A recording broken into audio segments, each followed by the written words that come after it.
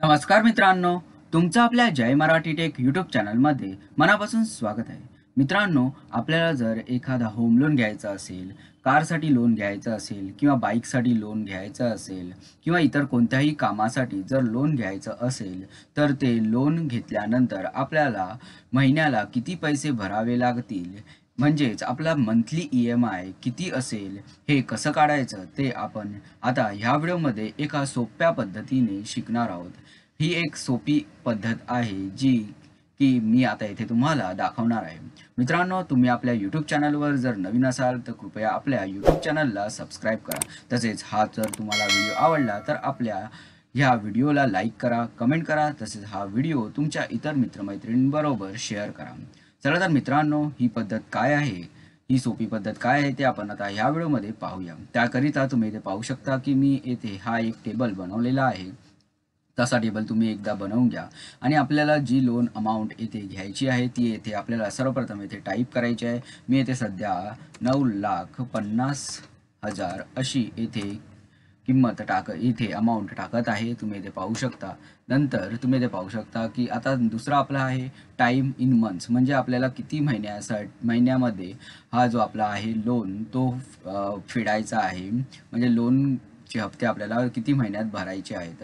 तर मी इथे सध्या 60 मंथ्स टाकत आहे, म्हणजेच 5 वर्ष, 12-25-60. ओके. आता मंथली इंटरेस्ट रेट किती असेल तुमचा तो तुम्हाला इथे टाकायचा आहे. मी सध्या इथे 8.5 टाकत आहे. तुम्ही इथे पाहू शकता. नंतर ई-एम-आय हा आपल्याला एक काढायचा आहे इकडे रेशो.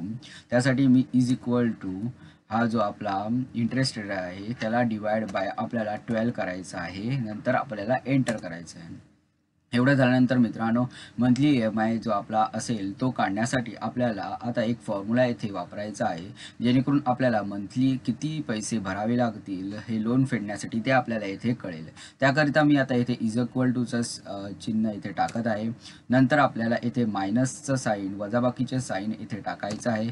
नंतर आपल्याला इथे PMT असं टाईप करायचं आहे. नंतर ब्रॅकेट ओपन करायचं आहे.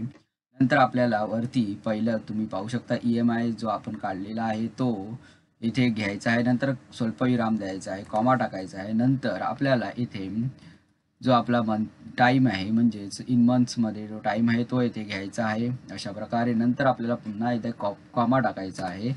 नंतर आपल्याला जी आपली लोन अमाउंट आहे ती इथे टाकायची आहे. नंतर इथे आपल्याला ब्रॅकेट क्लोज करायचं आहे. त्यानंतर आपल्याला इथे एंटर करायचं आहे. त्यानंतर जेव्हा तुम्ही एंटर कराल तेव्हा तुम्ही इथे पाहू शकता की येथे मंथली जो आपला ई-एम-आय आहे तो येथे आलेला आहे. मी सध्या इथे फॉर्मॅट जो आहे तो इथे सिम्बॉल आहे तो रॉंग आलेला आहे. मी इथे नॉन टाकत आहे.